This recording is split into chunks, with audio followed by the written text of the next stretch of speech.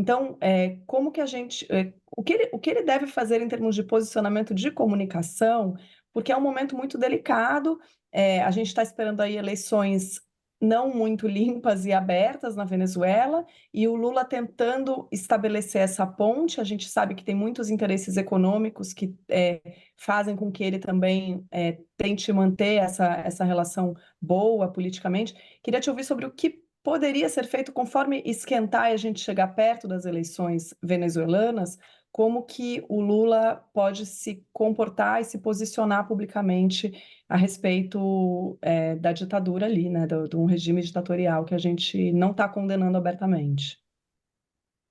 Cris, ou Bom, Guilherme, também já engatar uma que é conectada com essa, com relação. Porque tem muita gente que defende, né? Você vai ver nos debates das redes sociais, nessa hora aparece um monte de gente formado em diplomacia e relações internacionais pela Universidade do WhatsApp, que a gente sabe que concede diploma para qualquer coisa, né? Infectologia, epidemiologia, relações internacionais.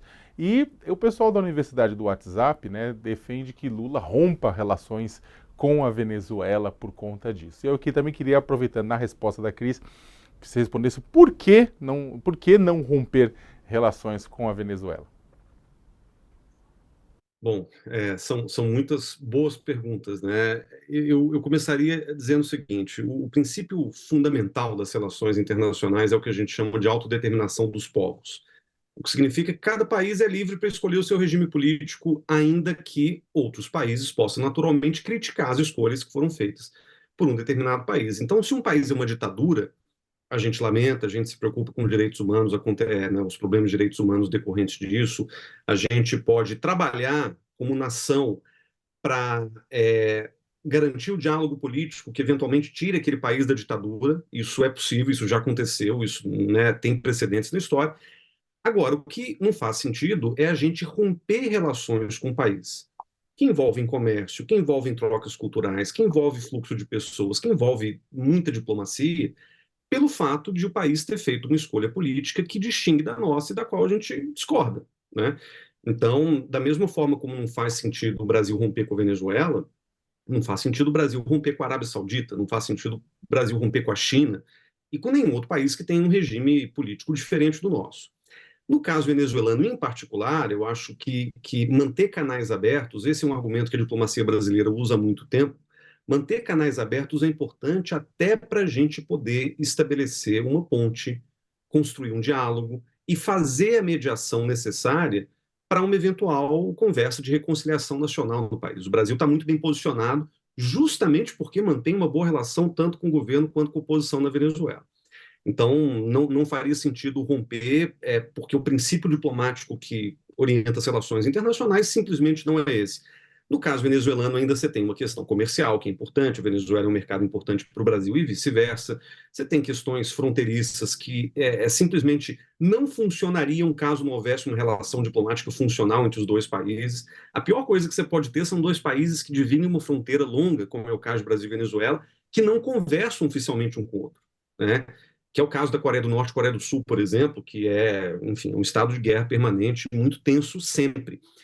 Agora, com relação à Colômbia, e eu quero pegar o gancho da pergunta da Cris, que é super pertinente, a gente estava esperando muito tempo essa viagem para a Colômbia, porque, se não me engano, eu posso estar errado, vale a pena depois confirmar essa informação, mas eu acho que a última vez que um presidente brasileiro viajou para a Colômbia foi em 2011, no governo Dilma, né? Então, a gente está falando de um país que está do nosso lado, um país que tem uma economia que está crescendo muito rapidamente. O Brasil é o terceiro maior parceiro comercial da Colômbia. A Colômbia não é tão importante para nós, mas a gente é muito central para a economia colombiana. Então, só pela importância estratégica, seja ela comercial ou política, a gente deveria fazer essa viagem. E existe também aqui um ponto que vale a pena mencionar. Lula e Petro são dois presidentes à esquerda num continente que vem oscilando muito entre direita e esquerda, e por vezes, como Isabela e eu estudamos de maneira bastante direta, a extrema-direita chega, né, em alguns desses países, né, muito perto, no caso do Chile, ganhou eleições na Argentina, ganhou eleições no Brasil, depois perdeu. O que significa o seguinte: se essa esquerda latino-americana ou sul-americana não estabelecer pontos comuns de diálogo, não conseguir resolver seus problemas de maneira coordenada, a gente abre espaço para que a extrema-direita ganhe força em vários lugares da região. E Petro e Lula, surpreendentemente, o Petro ganhou as eleições em 22, o Lula ganhou, né, no final do ano, assumiu no ano seguinte, e desde então eles não conseguiram estabelecer uma relação de grande sintonia, né? Apesar de estarem no mesmo campo ideológico, Petro e Lula discordam com relação à questão ambiental. O Petro é muito mais engajado na temática da transição energética, da energia verde. Olha que a Colômbia, 45% das exportações colombianas são de petróleo. Mas ele está fazendo um movimento muito decidido de se livrar das energias fósseis, né, que são um problema no debate hoje ambiental, enquanto que o Lula está arrumando no caminho contrário. O Lula está querendo explorar mais petróleo, está querendo pegar, né, aquela região ali do Amapá, do escudo amazônico ali, e explorar toda uma discussão, né, se isso poderia ser feito de maneira sustentável ou não. Tudo indica que a Marina Silva, nosso ministro do Meio Ambiente, perdeu essa discussão para a Petrobras e para as Minas de Energia. Então, você tem ali um debate que opõe os dois países. E a questão venezuelana, de alguma maneira, pode ser um ponto de contato.